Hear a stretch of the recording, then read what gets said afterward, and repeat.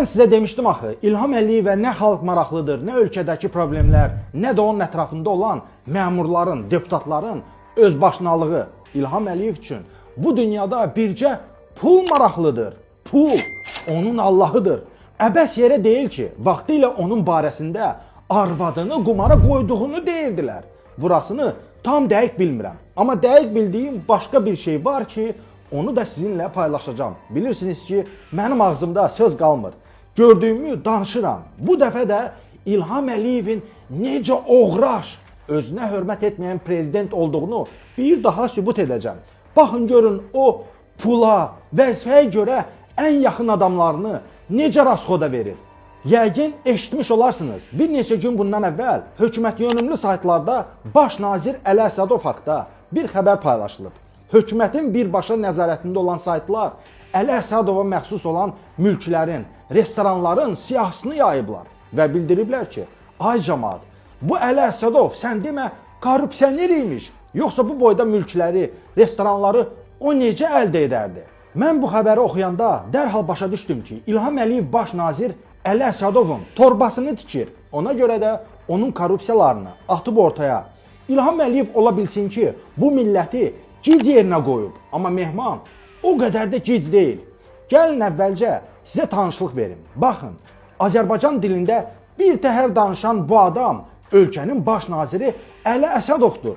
İlham Əliyev onu 2019-cu ildən baş nazir təyin edib. Möhtəşəm zəfərimizdən qazanılmış təmin qazancın möhtəşəm qələbəmizin daha da gücləndirilməsi Ali Başkomandan Prezident cənab İlham Əliyev tərəfindən qarşımızda qoyulan əsas vəzifələrdən biridir. Deputatların qaldırdıqları məsələlərin biri qazlaşdırma ilə bağlıdır. Qeyd etməliyəm ki, hazırda ölkəmizdə qazlaşdırılması həyata keçirilməyən hər bir hansı region yoxdur. İndi isə mənzərəyə baxaq. İlham Əliyev özü təyin etdiyi baş nazirin başını yeyir ki, onun yerinə öz ailəsindən kimisə təyin eləsin.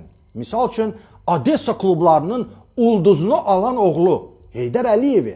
Dediklərimi qəribçiliyə salmayın. İlham Əliyev o qədər əxlaqsız adamdır ki, öz arvadı üçün vəzifə yaradıb, onu vitse-prezident təyin eləmişdi. Oğlunu niyə baş nazir təyin eləməsin? Vaxtilə İlham Əliyev özü də atası Heydərin sayəsində bu yollardan keçib vəzifəyə gəlmişdi. Bura qədər aydındır. İndi isə gəlirik məsələnin ən gülməli, amma həm də ən həyasız hissəsinə. İndi mən İlham Əliyevin bu xalqı, lor dildə desək, bir yerinə doladığını sizə sübut edəcəm. Deyəcəksiniz ki, necə ay Mehman? Bax, mən də sizin kimi Əli Əsədov haqqında çıxan məqaləni oxudum.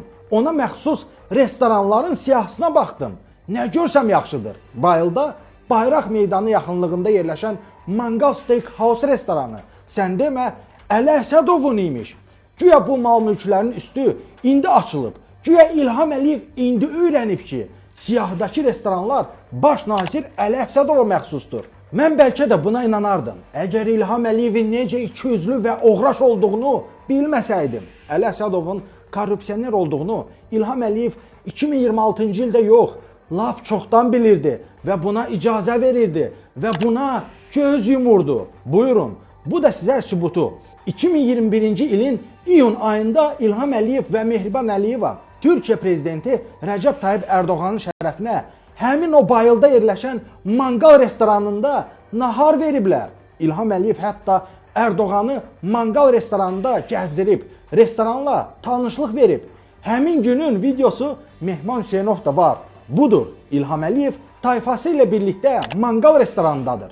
Sonra Ərdoğan gəlir, birlikdə şəkil çəkdirib, yeyib içirlər. İndi siz mənə deyin, mənim müdrik izləyicilərim, elə bir şey ola bilərmi ki, İlham Əliyev arvadı ilə birlikdə başqa bir ölkənin prezidentinə restoranda qonaqlıq verə, amma o restoranın yiyəsindən xəbəri olmayan? Ola bilərmi ki, İlham Əliyev çörək yediyi restoranın kimə məxsus olduğunu bilməyə? Əlbəttə ki, yox. Onun hər şeydən çox gözəl xəbəri var idi. Bəli, bu gördüyünüz Mangal Steakhouse restoranı baş nazir Əli Əsədovundur. İlham Əliyev 2021-ci ildə orada yeyib içsə də, Əli Əsədovu çağırıb deməyib ki, "Akop oğlu, sən bu restoranı hansı pulla almısan?" Yaxşı, deyək ki, Alyonanın Odessa ulduzu olduğunu o vaxt bilməmişdi.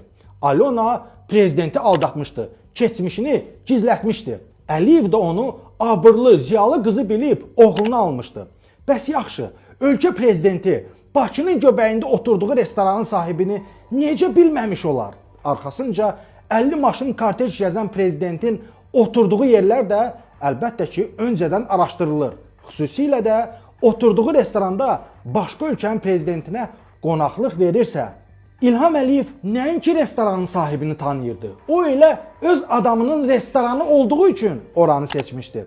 Çünki bu murdar xislətli tayfa heç vaxt gedib sadə insanlara xeyir verməz.